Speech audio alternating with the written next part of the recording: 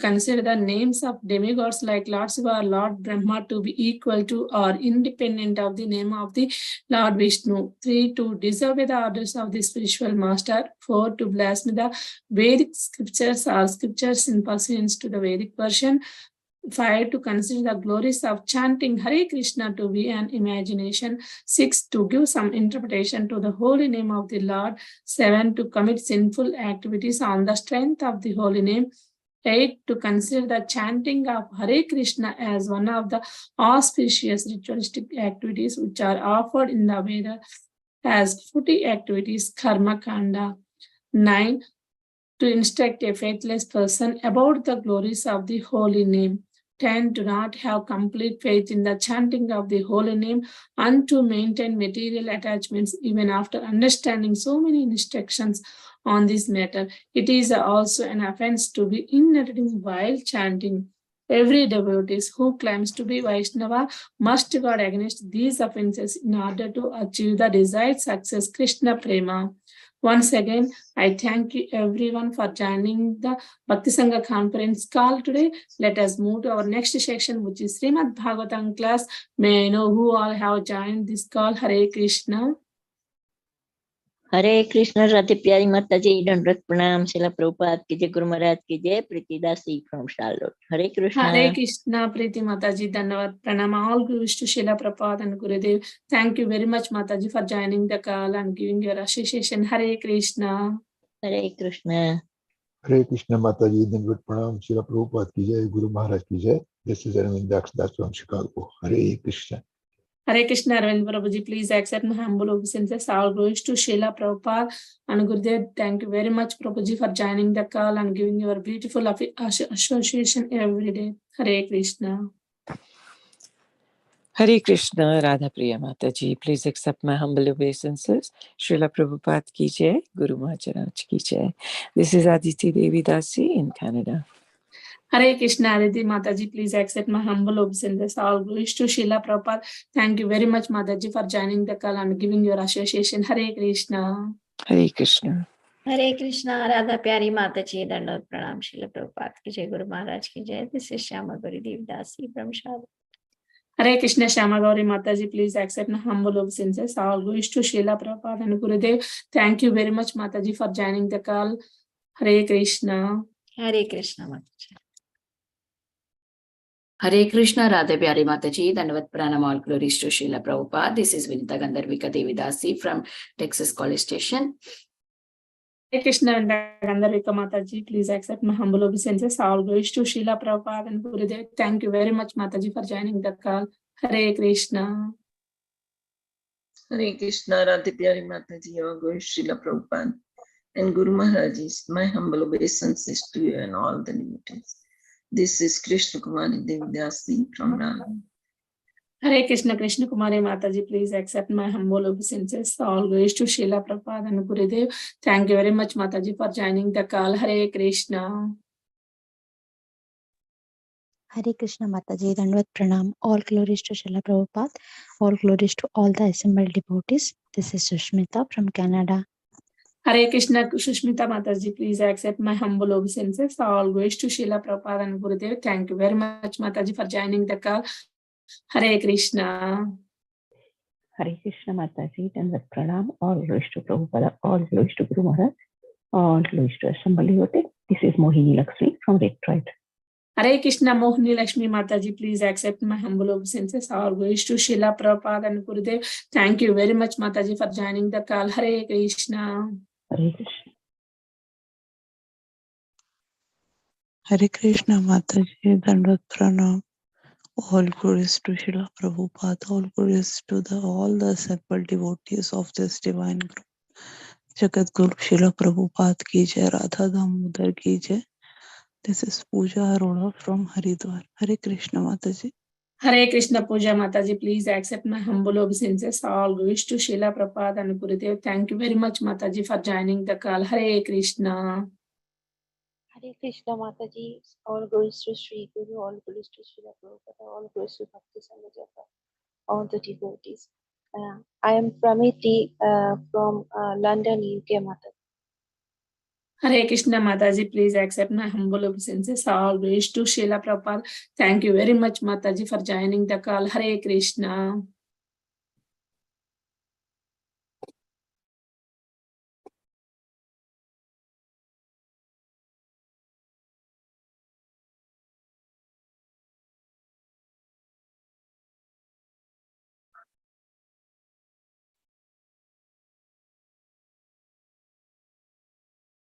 Hare Krishna. Welcome to Bhakti Sangha conference call. Today we are fortunate to have His Grace Sukumar Prabhuji to enlighten us on the topic of Srimad Bhagavatam 6th canto 11th chapter verse 6 to 18 onwards. First, I would like to hand over call to Ayan Prabhuji for brief introduction of Prabhuji. Hare Krishna Prabhuji, Dandavat Pranam, all grace to Srila Prabhupada and Gurudev. I would like to hand over call to you, Prabhuji. Hare Krishna. Hare Krishna Mataji, Dandavat Pranam. I offer my obeisances to all assembled devotees. All glories to Srila Prabhupada. Here is a brief introduction for our today's speaker, His Grace Sukumar Gaur Prabhuji. Sukumar Gaur Prabhuji was born in Maharashtra, India in 1980. Brought up in a social background where spirituality was often questioned. Later, he developed a natural taste for inquiry into the mysteries of God's creation. Passed College of Engineering, Pune, Mechanical Engineering in 2003. He came in touch with the devotees of International Society for Krishna Consciousness in 2003. He found all his questions answered in the books of Srila Prabhupada. As a student of MBA Finance, he studied Srila Prabhupada's books and became a sincere practitioner. He joined the NCDEX National Commodities and Derivatives Exchange, Mumbai, as assistant manager and worked for 3 years. Later, he took on a 2-year Brahmachari training course in Sri Sri Radha Gopinath Temple, Mumbai, and was initiated into the Brahma Madhva Gauriya Vaishnava Sampradaya by His Holiness Jayapataka Swami Maharaj in 2010. He was in the youth preaching department and was in the seva of guiding the youth. He always wanted to share his joy of Krishna consciousness with the youth. So he gave up his job and decided to help the misguided youth by helping them understand the message of Bhagavad Gita. He joined ISKCON Chowpatty as a resident in 2009. Later, he was posted to ISKCON Nasik Temple. He is serving as a youth counselor in various colleges of Nasik. He conducts seminars on personality development topics in educational and corporate sectors. Hare Krishna Mataji, over to you, Mata. Thank you so much, Prabhuji. Nice introduction.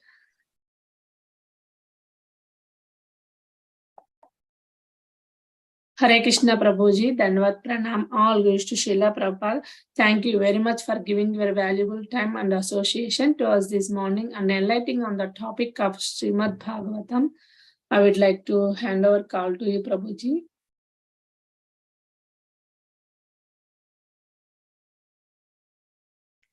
Hare Krishna. Hare Krishna Prabhuji.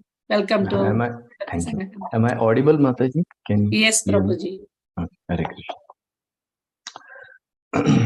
So we'll start with the Mangalacharan prayers. Om Ajnanatimirandasya Jnananjanashalakaya Chakshurunmilitam Yena Tasmai Shri Gurave Namah Shri Chaitanya Manovishtam Sthapitam Yena Bhutale Swayam Rupa Kadamahyam Dadati Swapadantit Vandeham Shri Guru Shri Yuta Padakamalan Shri Gurun Vaishnavamsya Shri Rupam Sagrajatam Sahagana Raghunathanvitam Tam Sujivam Sadvaitam Savadhutam Parijana Sahitam Krishna Chaitanya Devam Shri Radha Krishna Padan Sahagana Lalita Shri Vishakhanvitamscha He Krishna Karuna Sindhu Dinabandhu Jagatpate Gopesha Gopika Kanta Radha Kanta Namastu Tapta Kanchana Gaurangi Radhe Vrindavaneshwari Rishabhanu Sute Devi Pranamami Hariki Vancha Kalpatarubhyascha Kripa Sindhubhye Vacha Patitanam Pavanebhyo Vaishnavebhyo Namo Namah Namo Vishnupadaya Krishna Prishtaya Bhutale Srimate Bhaktivedanta Swami Nitanami Namaste Saraswate Deve Gauravani Pracharine Nirvishesha Shunyari Paschatya Deshatare Jai Shri Krishna Chaitanya Prabhu Nityananda Shri Advaita Gadadhar Shri Vasadi Gaura Bhaktavrinda Hare Krishna Krishna Krishna Hare Hare Hare Ram Hare Krishna. So we welcome all the devotees for this morning Srimad Bhagavatam class. Today we will be discussing from Srimad Bhagavatam, Canto 6, Chapter 11, Text 18. I have been given from text number 6 to text 18. So 6 to 17, there is no purport given by Srila Prabhupada. So we will directly be going to the 18th shloka. Hare Krishna, Prabhuji. Sorry Yes, for Mother. interruption. Yes. Can we just sing those shlokas and read the translation quickly? Yes, Mother. We can. Can we show it on the screen? Yeah. Yeah. So here we have. So this is the 6th shloka. Evam suragana kruddho bhishayan vapusa ripun vyanadat samuha prano yen luka vichetasaha. So in this shloka, translation and purport by His Divine Grace, A.C. Bhaktivedanta Swami Srila Prabhupada. So in the 6th shloka, Prabhupada is writing, Shri Shukadev Goswami said, Vritrasur, the angry and most powerful hero, terrified the demigods with his stout and strongly built body. When he roared with the resounding voice, nearly all the living entities fainted. So that roar of Vritrasur. So now here he is called as Su Mahaprana. He's most powerful. And how was his roar? Bhishayan, very terrifying. So this is explained in shloka number 6. Now shloka number 7. Yeah.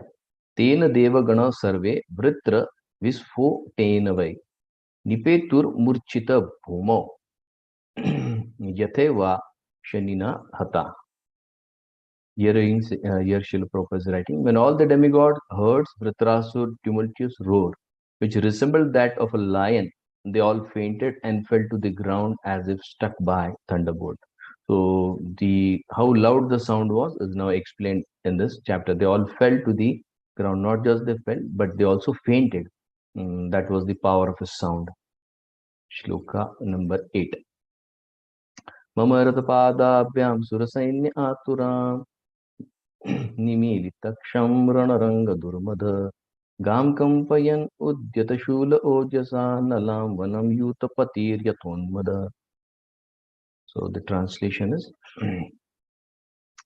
as the demigod closed their eyes in fear, Vritrasur, taking up his trident and making the earth tremble with his great strength, trampled the demigods beneath his feet on the battlefield the way a mad elephant tramples hollow bamboos in the forest. I mean, this is a very powerful analogy.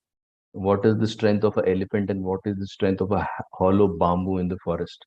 So that has been explained here, and he is compared here to an elephant, and just like the elephant tramples over a tree, and especially a bamboo tree which is very hollow, the bamboo tree breaks. So he's trampling on the demigods. Now this has to be very clear that those of who are, even I myself was into demigod worship initially, so much of awe and reverence for demigods.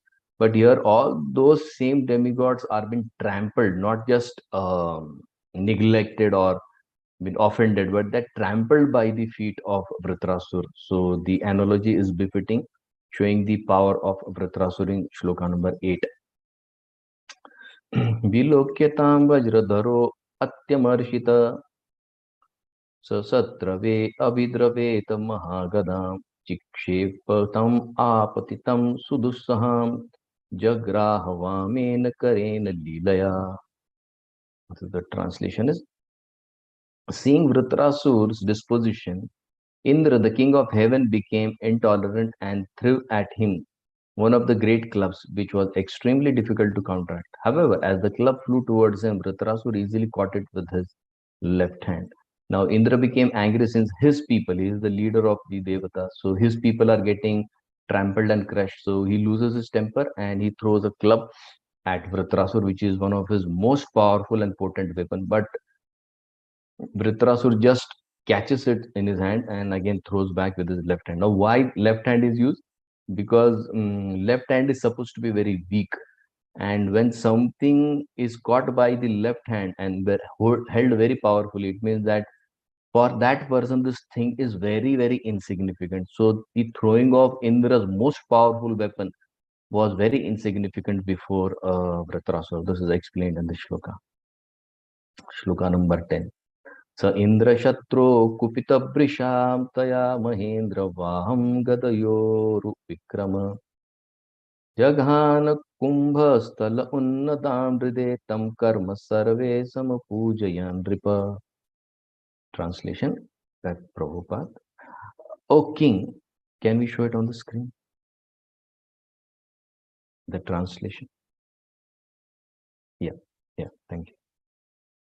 O king, the most powerful Vritrasura, the enemy of King Indra, angrily struck the head of Indra's elephant with that club, making a tumultuous sound on the battlefield. For this heroic deed, the soldiers on both sides glorified him. So now Vritrasura takes the same club and throws it back to the elephant of Indra and hurting him very badly. And when that club hits the head of the elephant of Indra, it makes a huge sound. And even though the act of Vritrasur was heroic in real sense, but it was glorified by both the parties. So the open-mindedness of both the parties is seen here, even though he is the enemy of the demigods, but even the demigods applauded him for the heroism that he is displaying here in this shloka. Airavato Vritragada Vimarshito Vigurnito Drikulashahato Yatha Apasharad Bhin Mukhas Sahendro Munchan Asrik Saptatanur Vrishartha. Yeah. So here he is saying, struck with the club by Vritrasur like a mountain struck by thunderbolt, the elephant Airavat, feeling great pain, was spitting blood from its broken mouth, was pushed back 14 yards. In great distress, the elephant fell with Indra on its back. So when Vritrasur threw back the club, the elephant went back 14 yards. So Prabhupada calculates in bow hands, and it's a huge distance. They are thrown back to a great distance. And Airavat also fell on the ground because the blow was so heavy. And along with Airavat, Indra also fell from his back. So that was the power of one throw of Vritrasur. It struck Airavat, it struck Indra. Both of them fell, and Airavat is now bleeding in his mouth. न सन्नवाहाय विषन्न चेतसा प्रयुक्त भूया सगदा महात्मा इंद्रो अमृत्स्यांदनि कराम विमर्श वित व्यताक्षतवहो अवतस्ते. So here is saying, translation. Can we take the screen up? Yeah. When he saw Indra's carrier elephant thus fatigued and injured, and when he saw Indra morose, look, demigods do become morose, they do lose hope. So all those devotees who are practicing Krishna consciousness at times due to heavy blow of Maya may get injured and may lose their hope. But there's no need to lose hope, because when demigods have to go through tough times.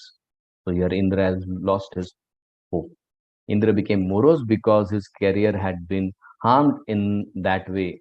The great soul Vritrasur, following religious principle, refrained from again striking Indra with his club. Taking this opportunity, Indra touched the elephant with his nectar-producing hand, and thus relieving the animal's pain and curing its injuries. Then the elephant and Indra both stood silently. So there is a very quick repair system which Indra has. He uses his hand, which produces nectar, and immediately the elephant comes back to its normal position. Satam ripendra havakama ripum vajrayudam bratrahanam vilokya smaram chatat karman risham sa amsa shoken mohen hasan jagad. Now this is something very interesting that is coming up here. Now Hasan Jagad, Vritrasur starts laughing. O king, when great hero Vritrasur saw Indra, his enemy, the killer of his brother, standing before him with a thunderbolt in his hand, desiring to fight, Vritrasur remembered how Indra had cruelly killed his brother. Thinking of Indra's sinful activities, he became mad with lamentation and forgetfulness. Laughing sarcastically, he spoke as follows. Sarcastic laughing means He's really, really angry. And sarcasm comes only when there is some pained emotion in the person whom we are dealing. So here is sarcastically now speaking to Indra in the 14th shloka. Shri Vritra Uvacha. Now see what Shri Shukadeva Goswami is writing for Vritra. He's not saying Vritra Uvacha, he's saying Shri Vritra. Now why Shri? Because he is filled with the opulence of the Lord, which will be seen after the 18th shloka onwards, especially the 22nd, 23rd shloka. It will be seen in great detail how he is filled with the Shri, with the opulences of the Supreme. दिष्ट्या भवान् मे समवस्थितो रिपुर्यो ब्रह्महा गुरुहा भ्रातृहा च दिष्ट्यानुदायं सत्तमत्वया माशूल निर्भिन्न दृशत् दृढाचिरात्. So here he is saying, Vritrasur said, he who has killed a Brahmana, he who has killed his spiritual master, indeed, he who has killed my brother, now he is now getting attached to his position as the brother. And that is what is displayed here to his brother Vishwaru, is now by good fortune standing before me face to face as my enemy. O most abominable one, when I pierce your stone-like heart with my trident, I shall be freed from the debt of my brother. So he is saying that I'll kill you, and then my brother will also be happy, and I will also be free from that debt, because he has taken birth just to take the revenge of killing his brother. So he's saying, I'll satisfy my brother by killing you. Yo nagrajasyatma videt vijayate gurur apapsya dikshatasya Vishravya khadgena siram avashrichat pashor iva karunaswar Kama. So here Indra is referred to as Swarga Kama. Swarga Kama means he who is very, very attached to his position in Swarga. So here is chastising him only for the sake of living in heavenly planets. You killed my elder brother, a self-realized, sinless, qualified Brahmana who had been appointed by your chief as your chief priest. He was your spiritual master.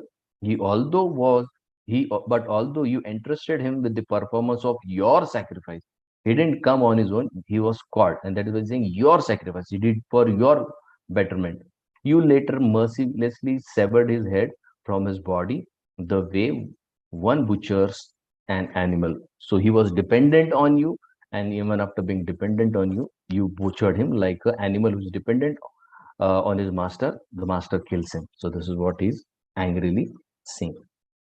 Shri Hridaya Kirti Virujjitatvam Sakarmana Purushadaischa Garyam Krichre Namashula Vibhanna Deham Asprishta Vahanim Samadanti Gridra. So now he's very, very angry in this shloka. And he is saying that, Indra, you are bereft of shame. Now, speaking this to Indra, can you imagine? He is the leader of all the Devatas, Devaraj Indra. And he's saying is bereft of shame. You have no shame. Not only shame, you have no mercy. You have lost your glory, and you have also lost your good fortune.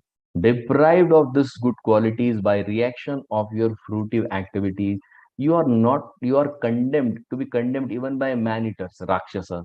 He says you have fallen so badly that even Rakshasas would condemn you, who are considered lower than humans. Now I shall pierce your body with my trident, and after you die with great pain, even fire will not touch you. He's saying that you are so sinful that your body won't burn, because fire would feel impure if it touches your body. So even fire will not touch you. Only the vultures will eat your body.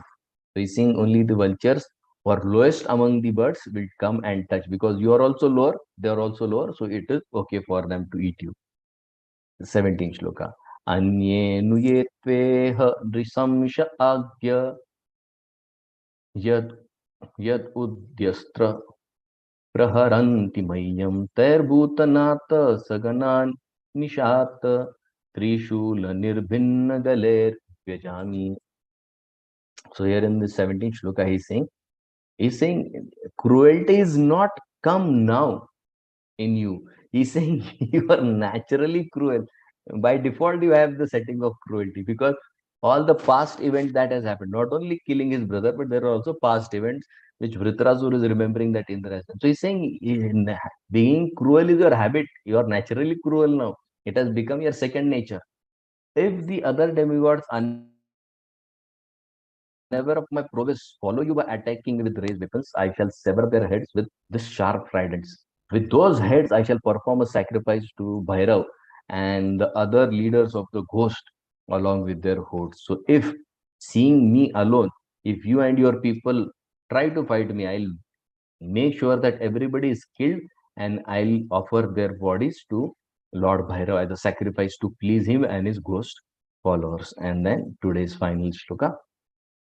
Ato harer me kulishen veera harta pramathe vashiro yadiha tatrarnabhuto balim vidaya manasvinam padarajo prapatsye. Now this is a very, very important shloka. Here he'll be, now from 18 shloka onwards, the chapter will turn from Indra to his internal core feelings. So this is the shloka which connects the two sections of the chapter. Now let's see how it connects. Now he's saying, but means all of a sudden his mood changes. He is so angry, but now his anger has settled down. That is why this word comes but means that is not the point that I wanted to make with you. There is something else that is on my mind. So what is on your mind, Vritrasur? So he's saying, but if in this battle you cut my head with your thunderbolt and kill my soldiers, O Indra, O great hero. Now he's peaceful. And so he's saying, oh, you are also a great person. You are also a hero. I shall take great pleasure in offering my body to other living entities such as jackals and vultures. So he's saying, if I die, it will be of good. So here, what point he is making? He is making the point that paradukha dukhi, I will be of some good help to the vultures and jackals who feed on dead bodies. I shall thus be relieved of my obligation to reactions to my karma. With this body, all my karma, previous karma will be gone. Okay, now what will happen, Vritrasur, if all your previous karmas are gone, all your obligations are done with? Then he says, what will happen after that? My fortune will be to receive. After that, what will happen? I will be fortunate enough to receive the dust from the lotus feet of great devotees like Narad Muni. So here, why is remembering Narad Muni? Because he is remembering his Guru Shripad Narad Muni. So this section which connects to his internal heart, from external to internal, will happen only with the mercy of Shri Guru. So he is remembering his Guru Maharaj here, that with his, once I cleared off all this, then I will be with him all the while. I'll receive the dust of his lotus feet, and then I can be eternally in his association singing the glories of Lord Krishna. Srila Prabhupada's purport. Shri Narottam Das Thakur sings, E Chai Gosayar Mui Tardas, Tara Savar Padarenu Mor Panchagras. I am the servant of the 6 Goswamis, and the dust of their lotus feet provides me 5 kinds of food. A Vaishnava always desires the dust of the lotus feet of previous Acharyas and Vaishnavas. Vritrasur was certain that he would be killed in the battle with Indra. He knew that he will be killed. And this will be coming in the next chapter, where it is given at the start of the next chapter that his mindset was that he had come there to die. He had the intention of dying. So he was literally prepared for the worst what would be happening in the battle. Would be killed in the battle with Indra, because this was the desire of Lord Vishnu. So more than his desire, it was the desire of Lord Vishnu. He was prepared for death because he knew that after his death, he would be destined to return home back to Godhead. This is a great destination, and it is achieved by the grace of Vaishnava. So who is the Vaishnava who is quoted in the shloka is Narad Muni. So without the mercy of Guru, the great destination of going back to Godhead is not possible. Prabhupada is making it very clear. This is a great destination, and it is achieved by grace of Vaishnava and Shri Guru. Chadiya Vaishnava Seva Nistara Paichekeva. No one, please note this, no one has ever gone back to Godhead without being favored by a Vaishnava. Without the mercy of devotees and Shri Guru, nobody can return back home, back to Godhead. In this verse, therefore, we find Manasvina Padaraja Prapatsye. I shall receive the dust of the lotus feet of great devotees, like Narad Muni. The word Manasvina refers to great devotees who always think of Lord Shri Krishna. They are always peaceful, thinking of Krishna, and therefore they are called Dhira. The best example of such devotees is Narad Muni, because Narad Muni's instructions, he followed as King Chitraketu, and he achieved the mercy of Lord Sankarshan. If one receives the dust of lotus feet of Manasvi, a great devotee, he certainly returns home back to Godhead. Srila Prabhupada ki jai. So, the sixth canto is a canto of errors, mistakes, and rectification, because this canto is termed, it comes under the topic of Poshan, how the Lord preserves, maintains, and nourishes his devotees. So in this sixth canto, you will find the story of Ajamil, followed by Chitraketu Maharaj, Vritrasur, then followed by Diti and Indra. All these three main characters, made by Ajamil, made by Chitraketu Maharaj, made by Indra and Diti. So all this have their certain mistakes which have been rectified out of causeless mercy of the Lord. Today we will be discussing on a very small topic. Here, especially the war section is taking place. So today we'll be discussing on, here is a person, Vritrasur, and he enters the battlefield. So here is a hero who enters the battlefield, and his mood for fight and the destination he achieves. We'll be discussing briefly on that, because Prabhupada has mentioned about going back to Godhead. That is why we taken this point of destination that he achieves. So here is a hero and his mood of fight. Now you would say that he doesn't at all look like a hero. Why? Because we have a very rigid conception of how a hero should be. Because we have grown up with certain ideas how actually a hero looks like, what he does, how he speaks, how he acts. Now, this very pertinent point, we have to understand what is the need of hero in his or her life. Hero or a special role model is always required because it is helpful in life. Because we do want to become like that person, enact our life in a certain way, so that what destination or what result he has achieved, we would also like to achieve that. The problem comes when we become too dependent on the hero, and we live under the perception that the hero will come and save me and I have to do nothing in my life. That is the problem that happens. So what happens is, when we start focusing on the hero and his strength rather than focusing on my strength, then what I become is, I become a cripple inside and outside.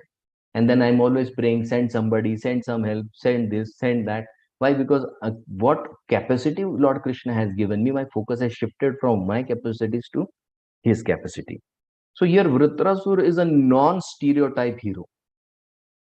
And to understand his heroism, we have to focus on what he speaks. What he speaks means his mindset, which can be known by the purpose of life that Vritrasur has fixed for himself. Just like in 2:37 Bhagavatam, the shloka goes like, Pibanti ye bhagavata atmana satam kathamritam shravana puteshu samritam punanti. What punanti? Punanti means purifies. What it purifies? Te vishaya vidushita, not dushita, vishishta dushita. Dushita ashaya. Ashaya means the purpose. Punanti te vishaya vidushita ashaya. Vrajanti tat charana saroruhantikam. He's saying, when a person pibanti means drinks. How he drinks? Shravana puteshu, by the ear holes. He drinks what? Bhagavata atmana satam kathamritam. He hears the Bhagavat kathamritam through the Shravana puteshu. Puteshu means holes of the ears. He hears. What will happen? Punanti. That hearing of the Bhagavat katha will punanti, purify that person of what? Vishaya vidushitashaya. His Vishay, his thinking that this sense objects will give me immense pleasure for a long period of time, or trying to enjoy the objects of this world, and people have made this as the goal of their life. Vishaya vidushit ashaya. Ashaya is the goal. And what kind of goal is this? not Dushit. Dushit means impure. It is Vishishta Dushit. It is highly impure. But this most highly impure goal of life is Punanti. Punanti means completely purified by hearing about the Supreme Lord. And what will happen? What is the effect? Vrajanti tat charana saroruhantikam. And Vrajanti, that person will go back. He will move back to the lotus feet of the Lord. So that is the power of this katha. But what that katha does is it purifies the impure goal of life. Now, what is the effect of this impure goal of life? Let's take an example from fourth canto, 4.9.27. Now, 4.9.27 to the next 3-4 shloka. Now, in 27 shloka, Dhruva's returning back home is being focused by Shukdev Goswami. And Shukdev Goswami is saying he had the darshan of Lord, he had a personal meeting with the Lord, but even after personal meeting with Lord Hari, Dhruva is dissatisfied. And hearing this, Vidura is absolutely shocked. Arey, the goal of life has been achieved by Dhruva, and still Dhruva is dissatisfied, is not pleased. How come this is possible? Then 28 shloka, he'll ask Vidura, why is not pleased after meeting the Lord? Meeting the Lord or attaining the Lord in itself is the most difficult task, and he did it. Still, why he is not pleased? 38 shloka, Maitreya says that now look, let's take a look at Dhruva's life. Dhruva was hurt by his mother's harsh word. So when he was hurt, deeply hurt, so what did he make the goal of his life? He made the goal of his life as revenge to his stepmother. That was the goal. I have to somehow take revenge from this lady. And with that entire agenda, he goes back to the forest and performs intense tapasya as told by Narad Muni.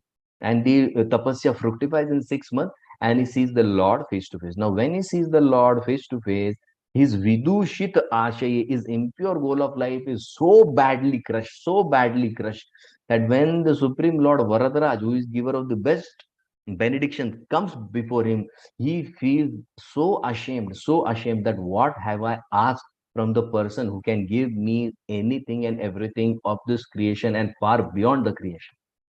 So why is he not pleased? Because he didn't ask for the right thing. He went with the materialistic goal, and materialistic goal guarantees one thing, that is called as dissatisfaction. You be anybody and everybody, if you have materialistic goal of life, dissatisfaction is byproduct of that. And same point is made in shloka number 5, where Vritrasur is chastising this demigod. He is saying, if you have patience in your heart, and if you are not ambitious about sense gratification, just wait for a moment. See, these two things, patience and sense gratification, are directly connected. There is no indirect connection. There is direct connection here.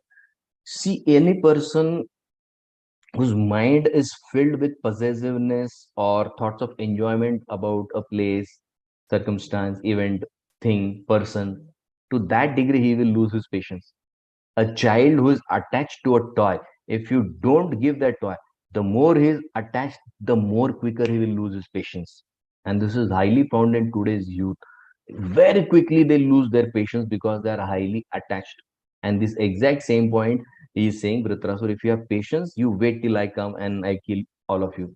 And when this will happen, when you will not be, you're not ambitious for sense gratification. So the entire goal of Indra coming to fight is saying, you all are lusting about what? About the position in heaven. You want to enjoy the heavens. That is why you have come here for fighting. So possessiveness directly connected to losing of patience. The more we are attached, the more quicker we lose our patience. And this is seen in anything and everything. Suppose if a devotee is attached to his or her mobile, you take away her mobile. More attachment, more quickly she'll lose patience. She'll become angry quickly, or he will become quickly angry, because that patience, he cannot wait for that time. So not only patience is lost, but also he's not able to focus on the superior side, like shloka number 9. Now Indra throws his club, which was formidable in himself. Here Indra forgot one thing, because he has no patience. Okay, because he's attached to the position. I want my heavens back. I want my heavens back. Let this be killed. Let this be killed. And this is the same thing that we do as sadhaka. When difficult situations come in our life, we just want to get rid of that situation. Let this pass away. Let this pass away. Somehow let me get out of this situation. So this exact same thing Indra has done here. He is not ready to focus on the situation. He is not ready to focus on the things that Lord Vishnu has personally given him. So Indra forgot that uh, Indra forgot that mm, he had a club which was formidable, which was his personal weapon, but more powerful than that was the weapon that was given to him by Lord Vishnu. So rather than using the weapon that was given to him by Lord Vishnu, he is using his personal strength, his personal weapon, and it failed miserably. So Vritra caught hold of that weapon and threw it back at Airavat. Both the driver and the vehicle were thrown away. Now, after this, what happens? Indra loses his faith in himself also and the power of Lord Hari or Lord Vishnu. He loses faith in both. Why? Because he didn't follow the instructions of Lord Vishnu. Lord Vishnu had told him, use the Vajra, not your personal weapon, use the Vajra. And he did exactly opposite. The point is, whenever in life we are dependent on our personal strength, which is limited, which will be surely checked by something more superior in terms of the event or people or situations, and the same effect will happen. We'll lose our faith like Indra loses his faith, like Draupadi. Krishna was right there, but when Draupadi was in distress, why didn't Krishna come? Because she had Ananya Sharnagati, which came later, but Anya Sharnagati, she had taken shelter of others before Krishna. So Krishna didn't appear there quickly. Many people ask why Krishna waited for her to raise her hand, because Krishna wanted her to let her know that anybody else apart from me will surely fail miserably, just like Indra's personal weapon failed miserably year uh, before Vritrasura. So here in this shloka, just like we took the example of Draupadi. So her Ananya Sharnagati came later. Her Anya Sharnagati was seen before that, and that is why it took time for Krishna to come. So as a sadhaka, we have this habit of first trying it on our own strength. Okay, just like suppose if a person is in a difficult situation, and in that difficult situation, if there is a if there is a superior person in position or strength, and if he says, don't worry, I am there with you, you just give me a call and I'll see what to do for this. And that person gives me a little hope, and I am so confident that this person will surely come to help me. But that doesn't happen with us in the case where it comes to Krishna or chanting. That when I'm in difficulty, let me chant the holy names, let me take shelter of devotees. And what is the effect? We lose hope.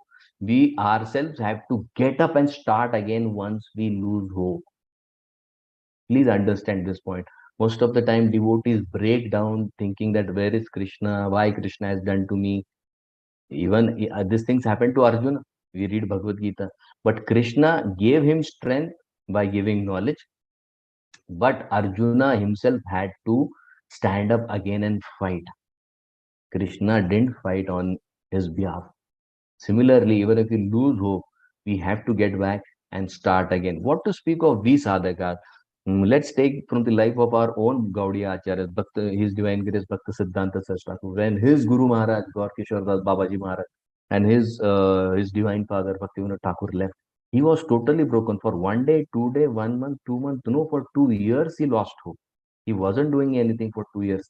Till the time there was one paper from Chaitanya Charitamrita that comes and flies to him, and that is where he gains back his strength and he starts preaching again. So losing hope for a sadhaka is very, very natural and normal. But the point is, we ourselves have to get up and fight the war. We may get guidance, but fighting has to be done by our own self. Okay, now Indra has lost his hope. When Airavat was bleeding, Indra healed him because he had that strength. Okay, he had that Amrita Vahini Hasta. Now, when both of them got fit, rather than fighting, Indra has lost his strength. He has lost his hope. And that's how mind functions all the time. Mind has the nature of immediately losing that hope. It forgets to focus on the solution. Most of the time, the solution is right there with us. Just like Indra had that Vajra with him. But the mind is so negatively surcharged that it convinces us that we can't do anything, we can't handle the situation.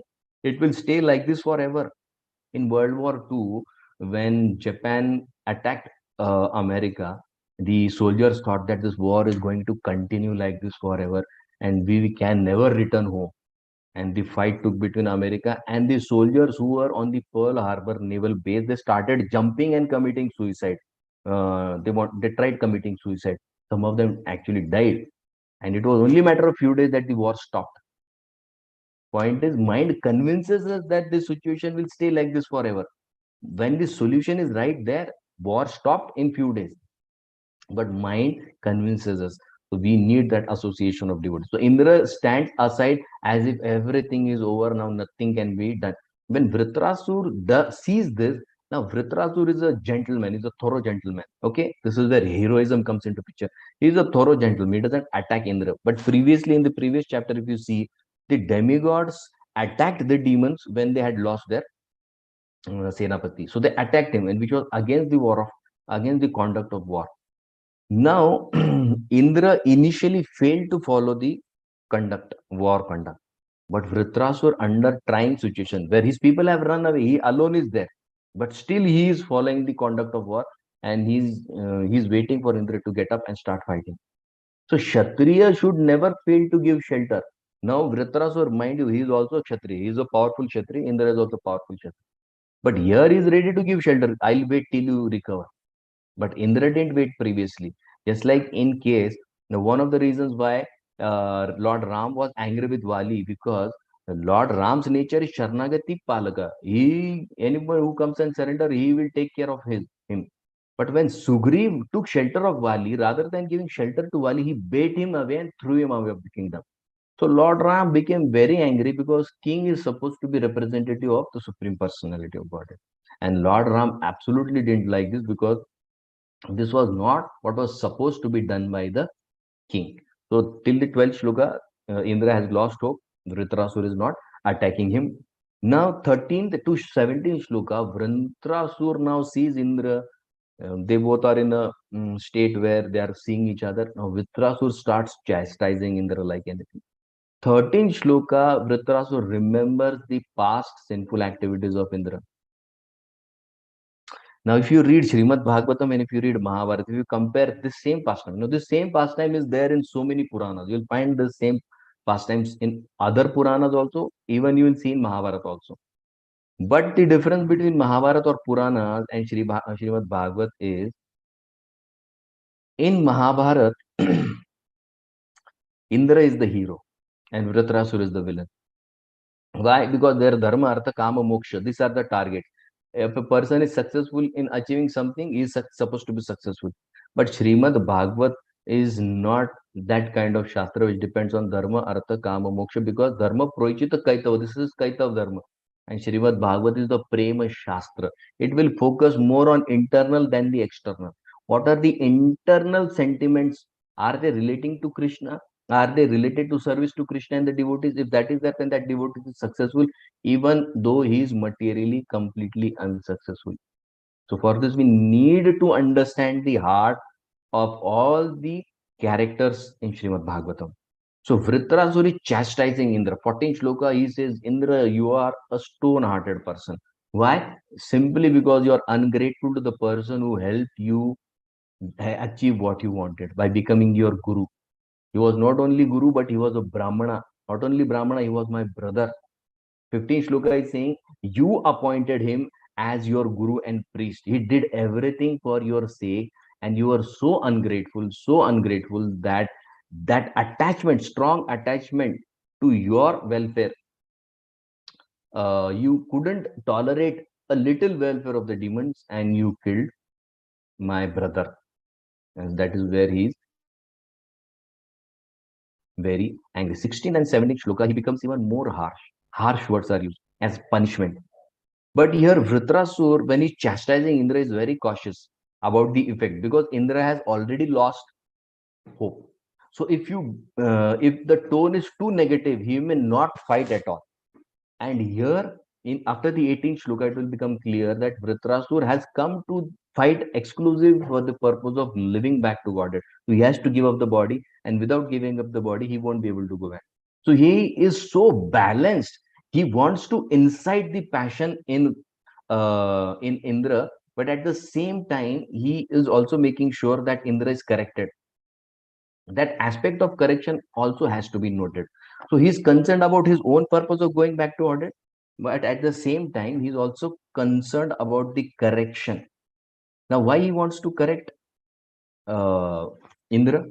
Because para dukkha dukhi, he's so concerned about Indra because his concern is, Indra, you are so foolish that you are attached to something that is so temporary. And out of that concern for Indra, he is chastising Indra here. Okay. Just like there is one Shubhashit on how Lord Ram considers so many things before punishing Ravan. Now, when Lord Ram aimed his arrow at the chest of Ravan, he was thinking, oh, if I hit this arrow at the heart of Ravan, in the heart of Ravan is Sita. Why? Because he was continuously thinking about Sita out of intense emotions, lust emotions for Mother Sita. So he was thinking, if I shoot this arrow at Ravana's heart, in the heart of Ravan, there is Mother Sita. So if I shoot at his heart, that arrow will be shooting Mother Sita. Now, in the heart of Sita is me, because she is constantly thinking about me. So if that arrow hits Sita inside, it is like hitting me because she is continuously thinking of me. So shooting a arrow at Ravan is equal to shooting at arrow to myself, is like killing my own self. It will be suicidal. Now, what will be the effect of killing Ram? Now, Ram is thinking, I am holding the entire creation. If I will be harmed, if I'll not be there, how will then it be there be welfare for the other living entities? So, concerned about the welfare of other living entities, Ram thought it is not wise to shoot at his heart. I'll shoot at his navel, and that is where Lord shoots at the navel, considering the welfare of the three worlds. This is how the Lord and his devotees function. There is also one thing which can be noted between the conversation that takes place between Bali and Prahlad. So there is a discussion. Bali is asking, should we forgive or punish? When to do what? How to decide? Prahlad Maharaj says, he's saying, neither both of them are good. Neither forgiving is good, neither punishment is good in all situations. He's saying, if a person always forgives, the person before him will take him for granted. Okay, disrespect him. So if he has to show his strength, otherwise the people below him and above him will disobey him or take him for granted. So punishment or keeping that formal relationship has also to be done from time to time. People are always thinking, devotees always think, what will that devotee think? He is a devotee. How can he behave like this? No. If you keep on doing or acting according to the people, then people will start disrespecting you, taking you for granted, and disobey you also. And on the other hand, if you only punish, then people will start hating you. No one will come close to you. So accordingly, every devotee has to deal. If you are in a working place, you have to deal accordingly. If you are at home, you have to deal accordingly. So you can forgive a person, but for that you have to check if the mistake is circumstantial or for the first time. If it is for the first time, it is under a particular circumstance, you can forgive him. And also you have to keep the image of that person into consideration. What contribution that person has done to the society, that has to be considered. But you should not forgive or never forgive a person who is repeatedly committing mistakes, same mistake again. And second, knowingly if the mistake is committed, never forgive that person. That person has to be dealt accordingly. And here, this is not the first mistake of Indra. Indra has done this mistake more number of times. Hence, Vitrasur is angry and ready to correct Indra for his wrongdoing. So here, Indra has made a mistake which is repeated in nature. So he has to be corrected. In Shloka number 16, Vritrasur chastises him by saying that you are shameless. And due to your bad karma, you are condemned by Rakshasas also.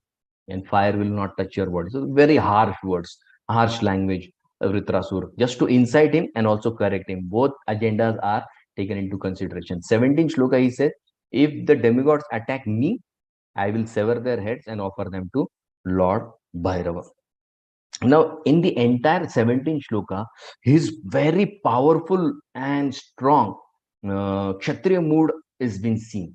Now both parties are Kshatriya. Indra is also Kshatriya, Vritarasura is also Kshatriya. Two Kshatriyas are facing each other, and words are in the same way, just like Kshatriya speaks. But 18 shloka, the today's final shloka, mood changes entirely. Okay, now let's look at this mood for a short period of time. 18 shloka, his mood entirely changes, starting with the word but. But if you kill me and my soldiers, then what will happen? First thing he says, I'll be relieved of my debt. Arinaha. I'll be free from all the debts. Second, my huge body, Bhuta Balim, it will be used for feeding the hungry and needy animals. So second shloka is saying, free me from all my material attachments. And the most important material attachment any and every living entity has is his material body. He says, free me from this, because when there is body, then all other things seem important to me. He says, free me from all material attachment. Third shloka. What will be the result of breaking material attachment? Manasvina Padraja Prapatse. It will be my fortune to receive the dust of great devotees who are Manasvi. Manasvi means those who have conquered their mind, like Narad Muni and Parvat Rishi. So he's saying, once I am freed from this sinful body, which has come due to my previous karma. See, this point is taken casually by most of us or some sadhakas. Whenever something wrong happens in our life, there is always this question, why me? But this has to be brought into picture. If you read the 10th canto of Srimad Bhagavatam, when Krishna leaves Vrindavan and when Uddhava comes back and he speaks with Nanda Baba, Yashoda Mai, Nanda Baba, who is the father of the Supreme Lord, Shri Krishna, Purna Purushottam, he is saying, because of my sinful activities, my child left me. Now, who is this person? He is the person who is the eternal associate of the Supreme Lord. And he is saying, it is my sinful activities, which is not in any way, but still they are taking into consideration. Then why, as sadhakas, we don't take this point into consideration that whatever is coming is my past bad karma? We seldom forget this point, that this is whatever is coming is bad karma, is my wrong deeds, my wrong offensive mindset, which Krishna has to clear. So in one sense, he is feeling sorrow that previously I couldn't appreciate the good advices given by my Guru Maharaj, Narad Muni and Parvat. But this time, I'll take their association very seriously. And what will happen if you take their association seriously? His entire mindset is, by their help, I'll enter eternal life. So he has already planned. He is very clear, all these events I have to go through. And once I go through these events, I am back to my eternal life. He is hopeful in hopeless situation. He knows he is going to die. Why so? Because his focus is not devotion to Lord Sankarshan, but his focus is the connect to his Guru. What is special about his Guru? The speciality about Guru is Lord has accepted his Guru Narad Muni as his own. So he's not thinking about connecting to the Supreme Lord. He is thinking about the person who is already connected to the Supreme Lord, that is Shri Guru. So connection to Krishna is always through Guru and Vaishnava. Now, one more question. What's so special about your Guru? Then he says, Manasvina, they are conquered their minds. How? Because the Lord didn't give them material wealth. What is the problem with material wealth? Material wealth will produce envy, quarrel, pride in the mind, and it makes the person work so hard, that his entire time is gone in earning and maintaining the wealth. So the Lord doesn't give anything to his pure devotees who are Manasvi, who have conquered their mind. Now, once Indra is hearing till the 17th and 18th shloka, he speaks this.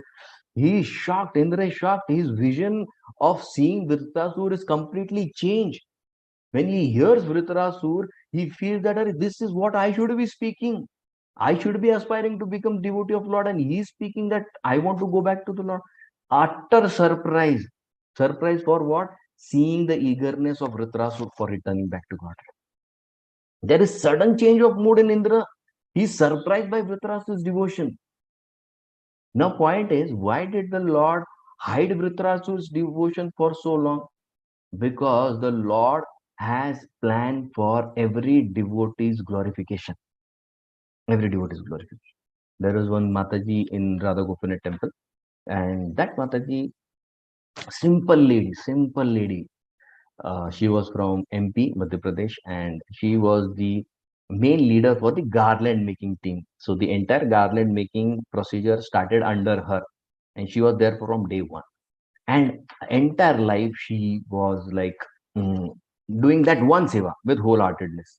And her worshipable deities were Sri Lakshmi Narasimha. Okay, and entire life nobody knew what this lady is doing. Simply serving, simply not only serving what in Mumbai, you know, houses are so small. Whoever devotees would come during festivals, her house was filled with 10, 12 devotees. She slept in some corner, her husband is sleeping in some corner, her son is sleeping somewhere, her daughter-in-law is sleeping somewhere, and all devotees in their house because tomorrow morning Mangal Aarti, we have to attend Mangal Aarti. Her house is filled. She is the owner and she is sleeping in some corner. Most of the time, she used to be awake at night. But when did the world understand this? When she went through a rough phase of a terminal disease, and when she was glorified for 5 hours in Radha Gopinath temple. Can you imagine? Simple lady doing backups or seva just for the pleasure of Lord. Lord arranged for that. And you won't believe the day she left, there was special garland of Prahlad Narsimha that came for her from my Lord arranges. Devotion is kept hidden because the Lord wants that specific time where the world can appreciate the glory of that devotee. So Lord waits. Lord waits for that trigger. Once that trigger is given, the entire eagerness, just like the trigger was given to Vritrasura, and his eagerness just manifested before Indra. So Lord waits for that trigger, and once that trigger is done, then that devotee's glory is just known to each and every person in the world. But the last point that I want to mention in today's session is somehow we have grown up with this tendency to judge anybody and everybody based on the externals. And this is what exactly Indra does here. He judges Vritrasur so badly, and that comes as a shock. I'll tell you one story which I remember always. His Grace Varaj Bihari Prabhu always shares this story whenever he comes to Nasik. So initially he was always going for book distribution, and in book distribution he was always worried about the scores: 100 books, 100 Mahabig book, 150 Mahabig books. So early morning after breakfast they used to leave. They used to come at 8 o'clock at night, and next morning they would be eagerly waiting. His Grace so and so Prabhuji, 150 Mahabooks, Hari Bol, and then all devotees coming and hugging. Wow, Prabhuji, so much seva, this that. And you say, yes, Prabhuji, all your mercy, this and that. Usually what we do. So one day they were distributing books in Rajdhani, which is a very super fast train here in India. And there in that train, they met one person who was absolutely very, of course, now Rajdhani is all, whole train is AC coaches and very costly train. And direct train, which hardly has 5 stations from Mumbai to Delhi, 5, 6 stations. So that they both entered the bogie, he and one another brahmachari. So they entered, and there was one person who stood up and said, oh, please give me book. And he saw Gita and he said, do you know who am I? He said, I am Srila Prabhupada's disciple. And Rajbari Prabhu said, come on, what Prabhupada disciples? So many people say we are Prabhupada disciples. And he said, okay. So you want the book? He said, Giju was just saying. So he took the book and he left immediately. Then following him, the brahmachari didn't see both of them talking. So he came back. And that same devotee, he stood up and he said, I am Prabhupada disciple. And as soon as the other brahmachari heard that he's Prabhupada, he in the train, he is like Sashtanga Danda to that devotee. And he spoke to him and this and that. And Brajbari Prabhu is searching him outside. Where are you? Where are you? And he came out after offering respects and exchanging pleasantries. He came out. And this devotee was so excited that he met a Srila Prabhupada's disciple. And he came, and Brajbari Prabhu met him. Brajbari Prabhu met him. He said, where were you? He said, I met that Prabhupada. He said, foolish, you wasted time. People like this, how can you believe Prabhupada disciple? And then they both started book distribution again. And next day, His Holiness Radhanath Swami Maharaj called Brajbihari Prabhu. And he said, did you meet some Prabhupada disciple yesterday? And then it triggered, yeah, that was person who said, he said, yes, Maharaj. And Maharaj embraced him so tightly. And Rajvari Prabhu was like, why is Maharaj embracing me? And Maharaj said, thank you so much. You behaved so well with him. He was glorifying Radha Gopinath temple and the devotees here. And it was striking so badly to his grace Rajvari Prabhu. He said, my God, I didn't believe that person. Because why? Because judging that devotee from his external. This same mindset. And it doesn't go so easily. If you know from tomorrow I will not judge anybody. It's hardly a matter of 1 or 2 months we'll start judging again, because that is so deep rooted. It is so deep rooted. See, we can appreciate Prahlad Maharaj, who is also a Daitya. Okay, he is also a Rakshasa from Rakshasa. But we can appreciate because of a 5-year-old child. We can appreciate. We can even appreciate Bali, who is also Daitya Raj. He's not only Daitya, he's Daitya Raj. He's also a Rakshasa. We can appreciate Bali. But when did Bali's greatness come out? 6, 7, 8 chapters. 6th chapter, 6th canto, Vritrasur, Rakshasa. Prahlad, Rakshasa, 7th canto. Bali, 8th canto, Rakshasa. Continuous series. All three are glorified, even being in Rakshasa body. But to relate with Prahlad is easy. To relate with Bali is easy. But to relate with Vritrasur is a proper Rakshasa with that ferocious form. Forget that ferocious form. The entire creation is praying, kill him.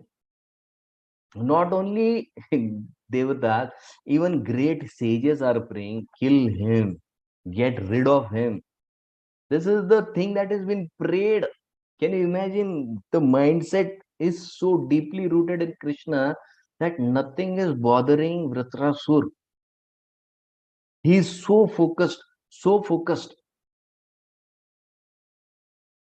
So when Vritrasur will start speaking from tomorrow's verse, then his exact glory will come. Let's not judge any devotee based on external.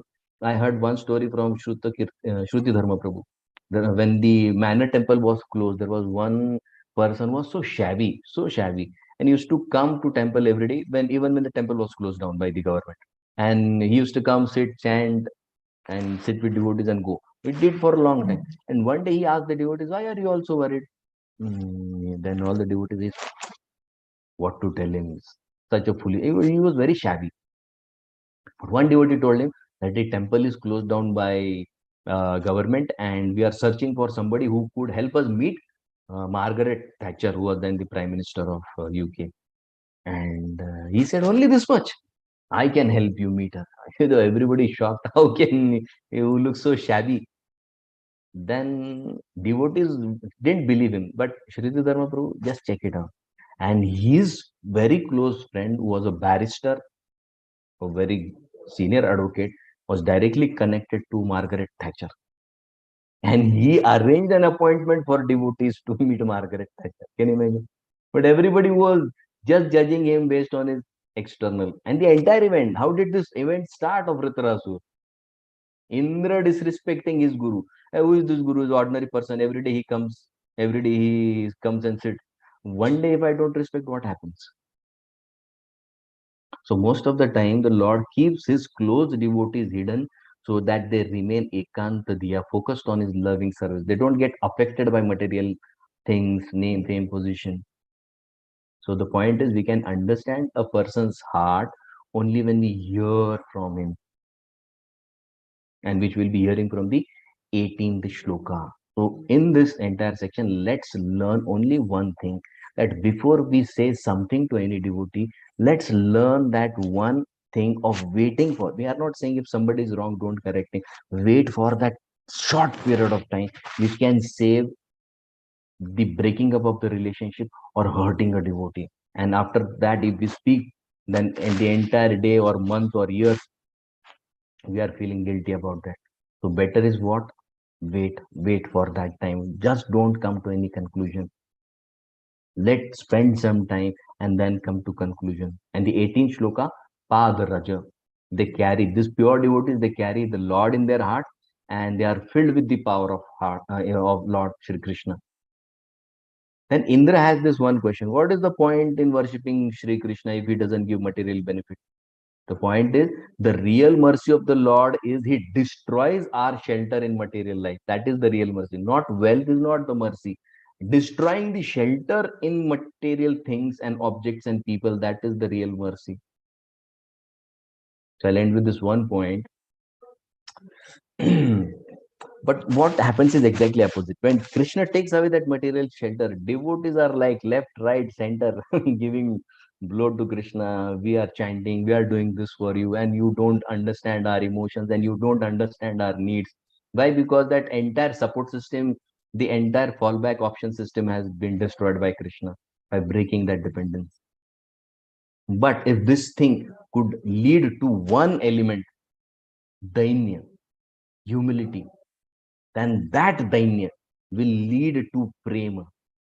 And when that prema will arise, that prema will lead to even more dainya. So the entire Chaitanya Shiksha Ashtak is nothing but that building up of humility.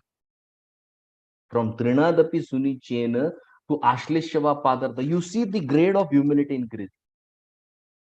Even if you trample, that is the final stage. But I will not leave. So dainya, humility will lead to prema, and prema will lead to even more dainya. So till Nishta, pride is seen. But after Nishta, the pride will fall sharp down and dainya will start rising at a sharp pace. And once that dainya arises, then you can feel the presence of Lord every moment. So when we hear Kunti Maharani's prayer, Vipada, Santuta, Shashwat, we feel scared, but that is not scary. Why she is praying? Let me stay humble, because humility is that one attribute which attracts Krishna badly. That is why she is saying Vipada, Santuta, Shashwat. And Krishna uses these difficult situations to arouse that humility in the sadhaka's heart. Because the sadhaka is proud of his material opulence, his material fallback options. And Krishna wants to break his material support system. And once that material support system is broken, then there is sure rise of humility. So here we see Vritrasur full with humility from the upcoming 19th shloka. Thank you all very much. Srila Prabhupada ki jai, Ananta Koti Vaishnava Vrinda. Hare Krishna. Hare Krishna. Hare Krishna, Prabhuji. Thank you so much, Prabhuji. Beautiful class, Prabhuji. I'm requesting devotees, if anybody have any questions, please unmute and ask questions. Hare Krishna. Hare Krishna, Prabhuji. Thank you, Mataji, for letting me ask the question. Prabhuji, you said that we need to fight. We may be given the guidance, but we need to fight with ourselves to the journey of a devotional life. So, do you mean that fighting with our own mind? Yes, because that's the only thing we have to deal with. So that's what you are trying to say, that fighting is like... We don't use the word fight with mind, because currently the mind is having an upper hand. So we have to find and devise ways by which the mind will start supporting our endeavors to achieve Krishna. That is the fight for us. And also the endeavor, and also that we never give up or never stop endeavoring. That is also fighting. Correct. Thank you, Guru.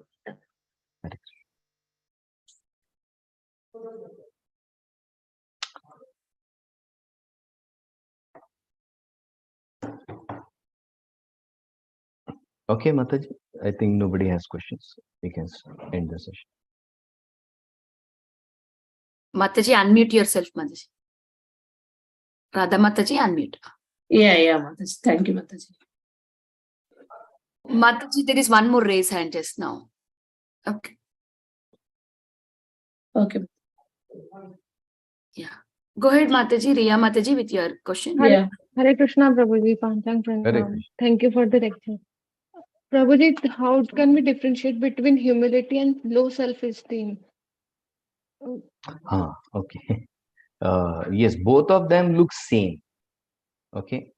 Both of them exactly look same, but humility is byproduct of superior qualities in mode of goodness, whereas low self-esteem comes from tamoguna. Okay, in low self-esteem, it is coming through the agency that I am useless and I am good for nothing. That same emotion can also be seen when it comes to humility, but the real humility which the pure devotees display is by depending more on the strength of Krishna. When there is low self-esteem, the devotee or the sadhaka won't take any help. He will feel that nothing can be done. He has given up hope. But when it comes to humility, that devotee is so much into Krishna consciousness that his support system is not his own strength. His support system is Krishna. Whatever is done by Krishna. So he still carries hope. But low self-esteem, the hope is lost in self also and in Krishna also. Okay? Hare Krishna. Thank you so much, Prabhuji. Still, anybody have any questions? Please go ahead.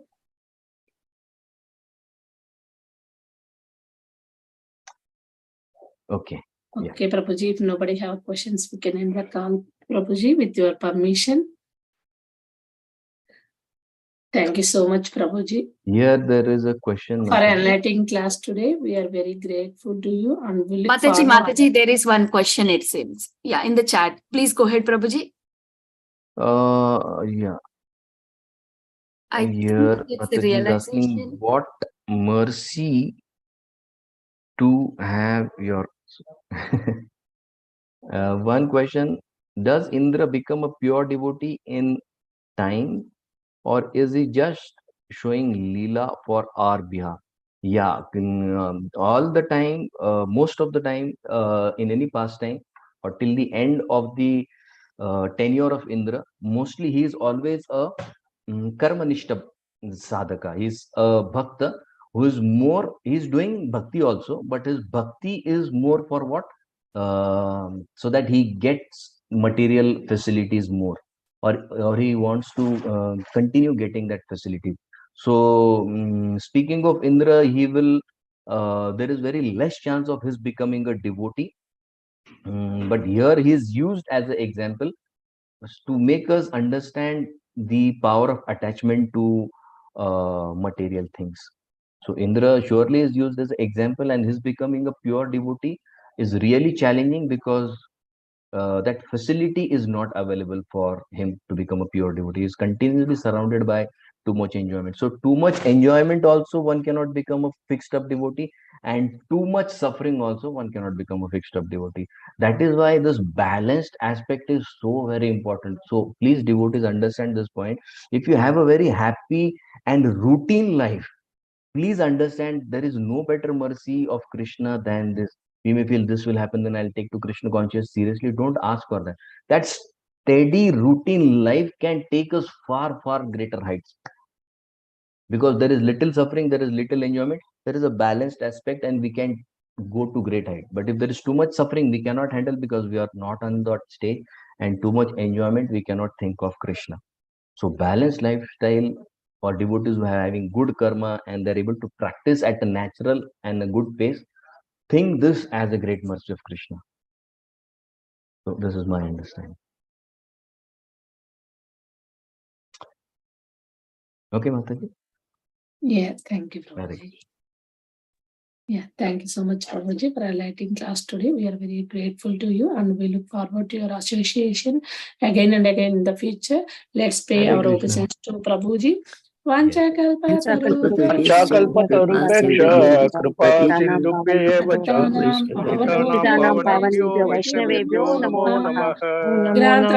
Bhagavatam ki jai. जय। His Grace Sukumar Gaur Prabhu ji ki jai। जय। राधे राधे। प्रभुजी दंडवत प्रणाम। हरे गौरंगा गौरंगा गौरंगा राधे राधे।